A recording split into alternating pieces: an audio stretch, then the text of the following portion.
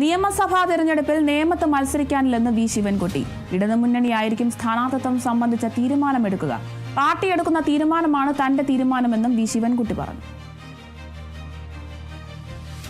നേമത്തേക്ക് ഞാൻ 2 പ്രാവശ്യം ജയിച്ചു, 1 പ്രാവശ്യം പരാജയപ്പെട്ടു, പിന്നെ 3 പ്രാവശ്യമായി.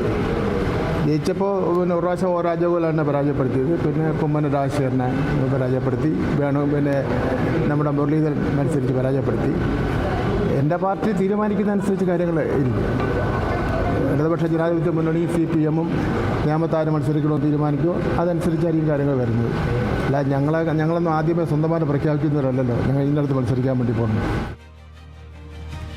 നിയമസഭാ തെരഞ്ഞെടുപ്പിൽ നേമത്ത് മത്സരിക്കാനില്ല എന്നാണ് വി ശിവൻകുട്ടി പറയുന്നത്. ഇപ്പോൾ BJP-യുടെ സ്ഥാനാർത്ഥിയായി നേമത്ത് മത്സരിക്കാൻ രാജീവ് ചന്ദ്രശേഖരനെയൊക്കെ പ്രഖ്യാപിച്ച സാഹചര്യത്തിൽ ഇപ്പോഴിതാ വി ശിവൻകുട്ടി നേമത്ത് മത്സരിക്കാനില്ല എന്നുള്ള ഒരു പ്രഖ്യാപനമാണ് ഇപ്പോൾ വന്നിരിക്കുന്നത്. ഇടതുമുന്നണി ആയിരിക്കും സ്ഥാനാർത്ഥിത്വം സംബന്ധിച്ച തീരുമാനം എടുക്കുക എന്നും അദ്ദേഹം പറയുന്നുണ്ട്.